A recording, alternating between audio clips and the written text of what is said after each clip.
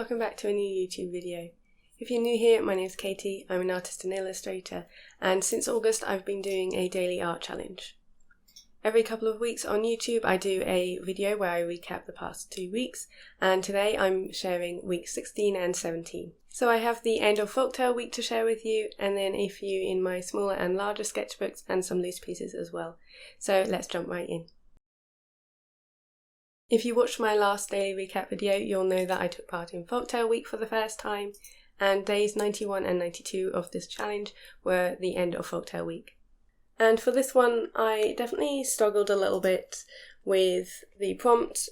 Obviously, I've put rivers in quite a few of my other spreads for Folktale week, and I really like the style that I've been doing them in, and I definitely wanted to include that here.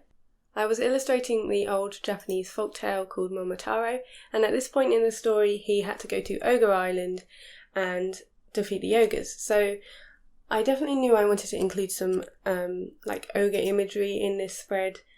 I wasn't sure how to do it. I didn't want to just depict the fight, especially because that's kind of out of my comfort zone, and at this point I was feeling quite burnt out. So I did stick with like a very landscape heavy foreground, and then I wanted to show the Ogre Island in the background being quite ominous, and I did want to add in a little bit of the ogre up there just to sort of play into part of the story.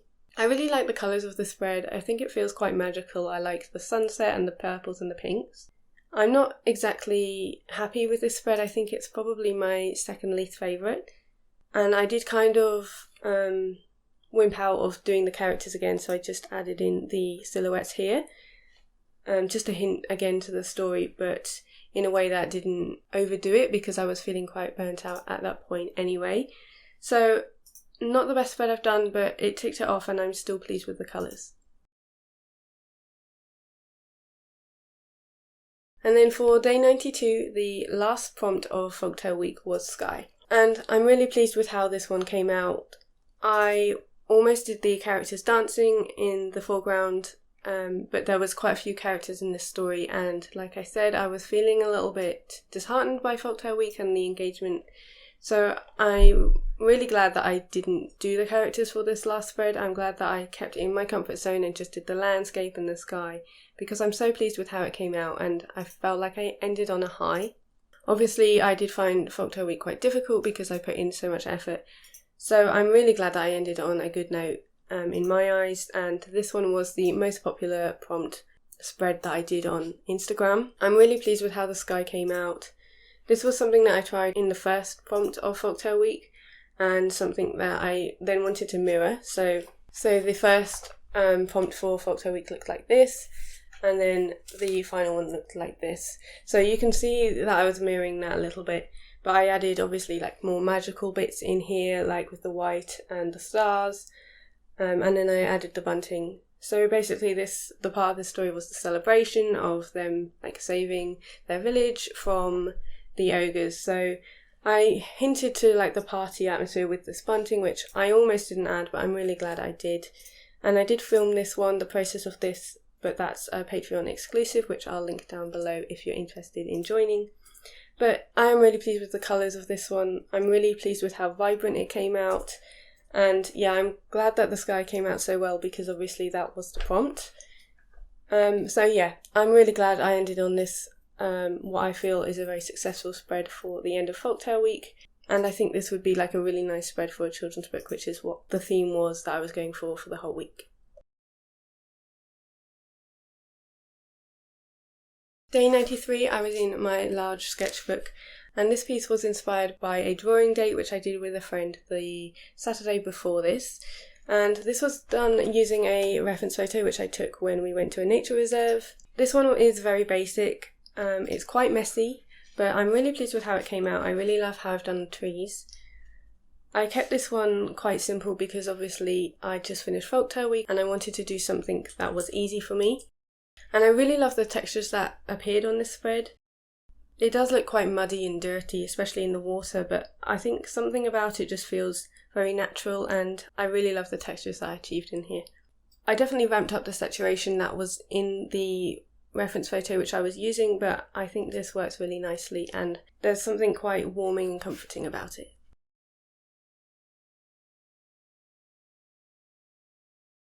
Day 94 was again another easy piece because I was feeling quite drained, and I just created this little landscape of Cornwall. This is down by Lizard Point, and again I ramped up the saturation and added in the little bits of pink which I really like doing, that I've discovered since doing this daily art challenge. I really like the simplicity of this one, the mark making I did in terms of like the pink bits and the stones and all the different colours that I added. I'm really pleased with the vibrancy of the green and the colours of the sea and the sky, and that little hint of pink in the sky as well. I think that's really nice. So very simple, and it didn't take very long, but I'm quite pleased with how this one turned out.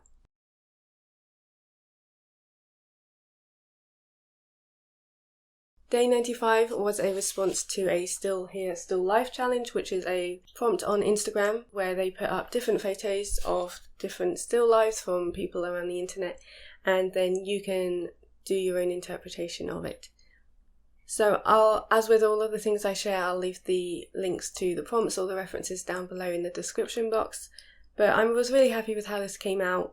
It's obviously very loose and very messy, but it was really fun to paint. This was probably the first time that I really didn't care about what I was creating since I did Folktale Week.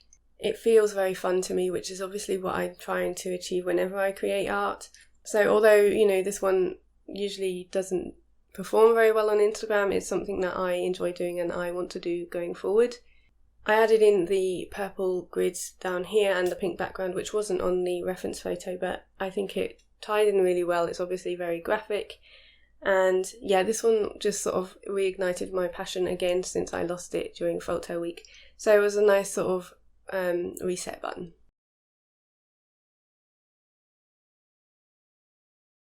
Day 96 was the day that I went Christmas shopping with my sister, and so it was quite a full-on day. We went shopping in the morning, and then in the afternoon we came back to my house and started to put up the Christmas decorations. So by the time she'd gone, it was very dark and I didn't have much time for the daily art challenge.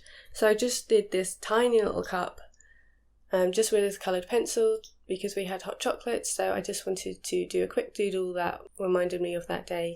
And this one has surprisingly done really well on Instagram, considering it took literally like 2 minutes to do. And as you can see, it's really small. It really didn't take very long. It's basically just a doodle, but I am quite pleased with how it came out. I like the stylization of the cup. Not much to say about this one, but I definitely was surprised by how well it did on Instagram. Day 97 was the start of week 17, and it was the end of November, which marked 6 months of me being freelance. So I just created this loose little piece in gouache, and this is in a very similar style to the piece which I did when I started my Patreon, so it was definitely based on that one. So I kept the same sort of vibrancy. I wanted to do a sunset in the background, which is what I did on the other one, and this one just was very fun to paint. It was very simple. It didn't do as well as this one on Instagram, even though it's obviously very similar, so I can never work out what will do well on Instagram, so I just tend to just create what I want to do, and this is what I wanted to do on that day. I used my Himi gouache set, and again I'll put down all the materials which I use for these pieces down below. But yeah, this one was very simple. These ones usually take longer than my landscapes or the other pieces I do, just because they're quite tight and there's lots of little elements I have to paint, and they're usually quite small details. I also didn't do it on the best paper. This definitely warped a bit, but it gives me a nice feeling, and I'm glad that I created something so fun to mark that occasion.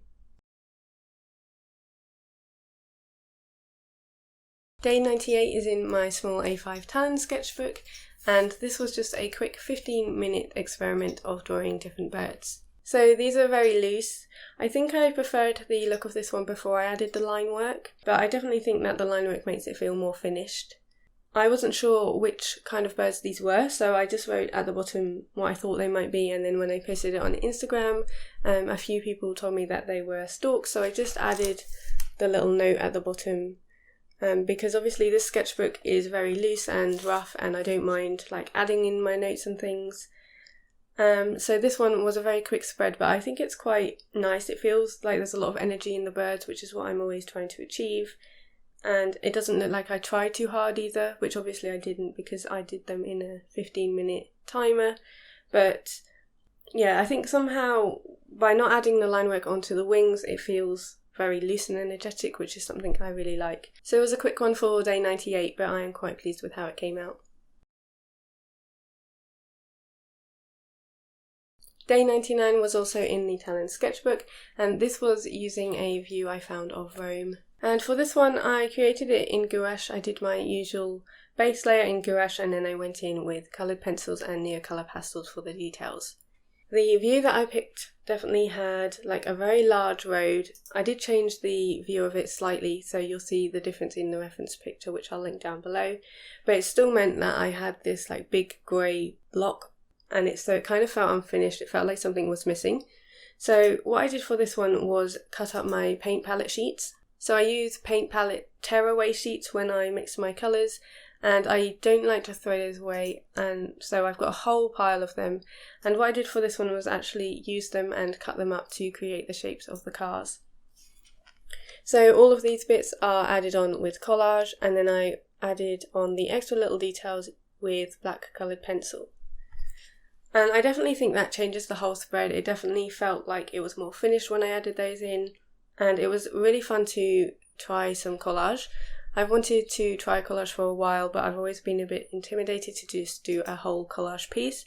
So this felt like a good medium. It felt like a safe way to try something new without like ruining the painting, because obviously I could just take them off again. And this definitely started an idea in my head of creating collage bits, which you'll see later on in the daily challenge. So yeah, they're obviously very basic, very stylized, but I really like how they look. They definitely add life to the piece, and overall I'm happy with the spread. Now I added on those bits, the collage bits at the bottom.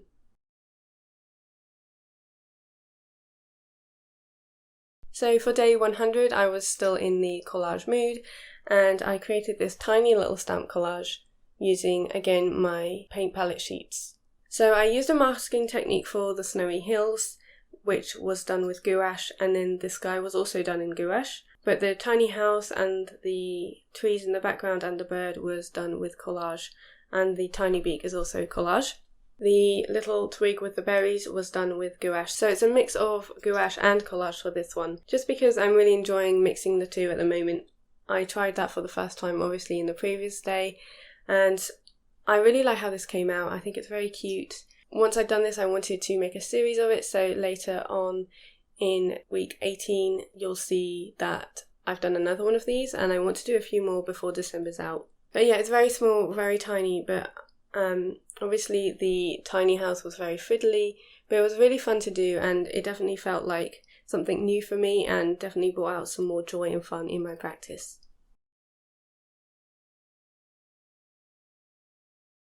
Day 101 I did some more timed pieces in my Talens sketchbook. These were all referenced on a drawing date which I did with Emma Carlisle, which I'm part of her Patreon, and it was just a Zoom recording which I was watching back, and these were done in 5 minutes, so 5 minutes each, and I'm really pleased with how these came out. I really like the sort of muted and limited colour palette which I went for.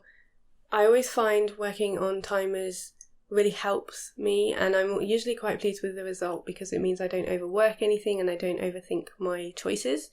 So obviously with the 5 minutes, not very long, so I have to be quite quick in what I'm putting down, and I feel like the energy of like the timer and knowing that I have a time limit definitely creates that energy into my work. So these were references which Emma had found on MapCrunch, which is a website which I really enjoy using. It's a random generator on Google Maps. And yeah, I'm really liking these. I think you can definitely get the wintry vibe because of the colour of the Tombow brush pen which I used. And I really like the looseness of this. I definitely think if I want to create the looseness I'm always trying to achieve in my work, then doing things under time actually works really well for me.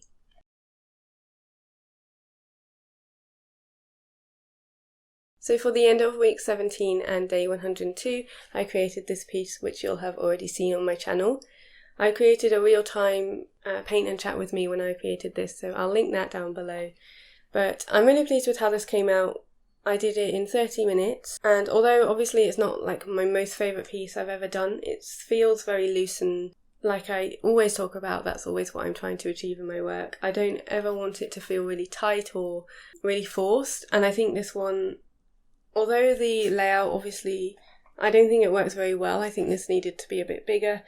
It definitely feels easy, which I really like. And I do like the warm, like pink and the colour palette, because I like the contrast of the green with the pink. So it's very basic, but it felt easy to do, which I always enjoy.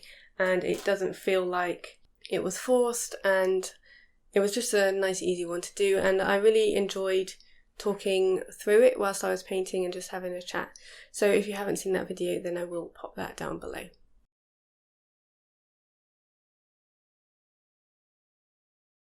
So that's the end of my roundup for weeks 16 and 17. If you don't follow me on Instagram, then I'll pop that down below as well if you want to see me create these in real time, because I do draw and post them on the day that I create them. If you haven't seen any of the others, I'll pop the link to the playlist down below, and I'd love to know which one was your favourite. I think out of all of these, my favourite was the end of Folktale week, so the sky prompt. I really like how that one turned out. And also the 5-minute panels which I did in the sketchbook using Emma's references of the wintry scenes. I'd love to know which one was your favourite down below, so please do pop them in the comments. And if you made it to the end, thank you so much for watching. I hope you have a really lovely week, and I'll see you next time with a new video. See you later.